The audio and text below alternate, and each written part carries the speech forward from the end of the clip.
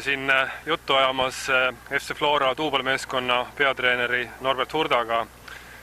Hooaeg on ukse ees. Kas Flora 2 on pikaks katsumuseks valmis?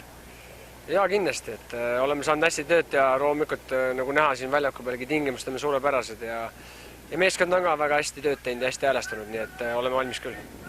Need tingimused ei olnud siin eelmisel pühapäeval sugugi suurepärased, et oli see meeskonnal raske,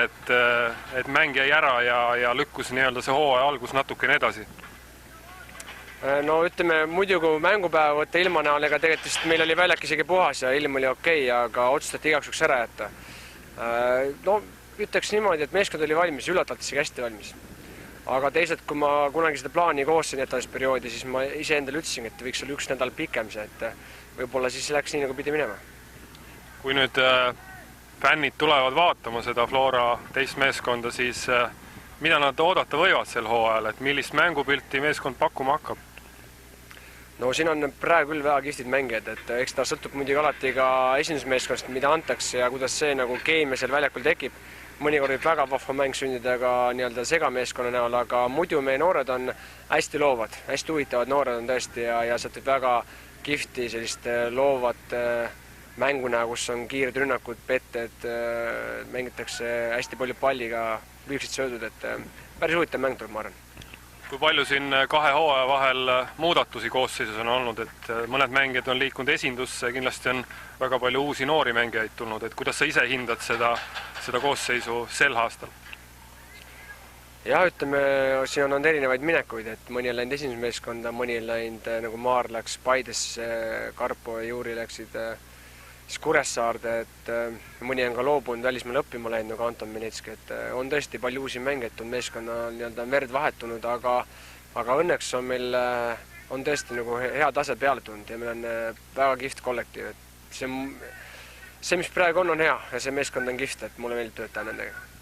Milline see treeningprotsess siin on olnud, et võrreldes näiteks esindusmeeskonnaga, et millised need koormused siin üldse praegu on? No esinduse korrales kindlasti on mahud väiksemad, sest et me ei saa teha 2 korda päevast trenni, aga samas muidu koormused on tugevad, aga jällegi võrreldes eelmine aastaga on erinevad. Kui eelmine aasta tehtud hästi intensiivne periood juba algusest peale, et kõrged koormused ja kõrge intensiivsusega treeningud, siis me nägime seda, et see halvas nagu taastusvõimet ja juunis oli meie näited ka nagu halvemad kui võiks olla, nii et see aasta me tegime pikema ladumise, rohkem madalama intensiivsusega treeninguid ja sellepärast tegelikult ka soovis, et võib-olla nädala pikendamist ettevalmistusperioodi isegi läks meil hästi, et oleme teinud treeningutes muudatusi ja loodame, et see aasta on siis see vormikõver nagu kauem püsib kõrgel. Esimene vastan on nüüd Flora teisel meeskonnal Viljandi Tulevik, mäng on võõrsil, Viljandiga mängisime ka hooaja eel ja tuli 2-1 võit, et milline see esimene vastan on? No Viljandi mängis meie vastu hästi distsiplineeritult, mängiti kompaktselt, et kui me kontrollmängudes saime ka palju meistriga meeskondi vastu võtta, siis seal ikkagi vastane ütles ka rünnata ja andis meile rohkem mänguruumi. Siis Viljandi nagu selle ruumi võttis ära, nii et ega on tulemas, ma arvan, selline tugev võitluslik mäng, et meil on head noored, hea treener, et me peame kindlasti pead murdma väljakul, kuidas vastane üle mängida. Kui seda esiliiga koosseisu nüüd sel aastal vaadata, siis tõenäoliselt on vähe ühtlasem, et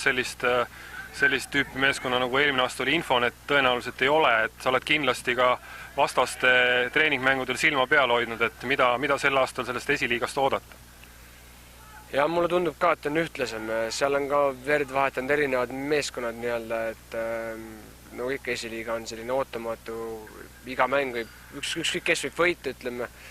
Aga teame, et Rakvere on kindlasti väga tugev, SR10 ma usun on väga tugev.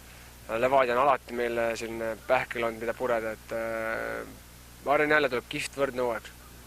Küsiks nüüd selle poole pealt, et FC Flora duubelmeeskonnal ei ole ju tegelikult võimalik tõusta meistriliigasse, et kuidas on selles mõttes nagu meeste motiveerimisega lood, et ühelt poolt nagu ikkagi võideldakse karika nimel, teistpidi ikkagi ei ole võimalik nii-öelda aste kõrgemale tõusta. Jah, see meie olukord on, aga selge on see, et meil on juba olemas koht, kuhu mängijatel endal pürgida, see on meistriga ja kui sa tahad Flora meistriga meeskonda jõuda, siis sa pead väga tasemel mängima, mis tõttu on sul vaja siin all kõvasti tööd teha. Iga mäng on neile tähtis mängijatele ja kindlasti on ka see, et ikkagi Flora duubel nagu meie silmis peab olema töö niivõrd tugev, et alati peaks võitlema esikoha nimel. ja see samamoodi saab olema suur vastutus ikkagi nii duublis treenijatele mängijatele kui ka esindusmeeskonna mängijatele, kes tulevad alla mängima, et siin väärikalt esiliigas esineda ja samas me peame ju pakkuma head nii-öelda tempot ja head mängu nendele mängijatele, kes üle alla tulevad, me peame olema nagu ka meistriga väärilised, esindusmeeskonna mängijate väärilised, nii et tegelikult vastutus on suur, nõudmised on suured ja selge eesmärk on ikkagi minna alati võidu peale. Kuidas sa hindad nende poiste võimalusi, kes siin eelmine aasta veel mängisid duublis, aga nüüd on juba murdnud või murdmas esindusmeeskonda? No rõõm oli näha, esimene mäng juba Rauno Sappinen on tulnud sealt noortesüsteemist otse üles välja, nii et mina sain ainult natukene näha teda seal oma treeningutel, aga tema on tõesti väga kihvt mängija just oma suhtumist ka, et ta on heatahtlik, ta on hästi püüdlik, et mingit probleemi tema suhtumisega absoluutselt, et siuke hea natuur nagu eeskujuks teistele. Samamoodi võtame siin Raido Leekin ja Brent Lepisto, kes praegusel ülal treenivad samamoodi. Ma usun, et nad leiavad ka seal mänguaega ja saavad võimalusi. Et esindusmeeskond Reer ka Eitset on ikkagi juba hästi sisse sulanud ja juba treeningtempoga kohanenud. Kuidas see üldse käib see nii-öelda Flora duubelmeeskonna koostamine sinu poolt, et kui palju sa jälgid hooaja jooksul neid teisi mänge ja kas on ka mingisugused teatud tüübid mängijaid, keda sa sinna nii-öelda pikas perspektiivis otsid? Jaa, natuur on kindel, et mis selle meeskonna tugevus on see, et sellega klubi tugevus meil, et meil on tõesti hästi vaimselt tugevad inimesed, et isiksused on kõik ikkagi, ei ole ego natuure, et meeskonnas tehakse tööd konkreetselt, on kindlad ülesanded, mida mängijad üritavad täita, et keegi mängib nagu enda mingi sära pärast või tunnustuse pärast, ikkagi mängitakse nagu rõõmuga jalgpalli ja tahetakse nagu pigem just teineteisel nii-öelda head teha ja pakkuda inimestele rõõmu, kes tulevad mängu vaatama.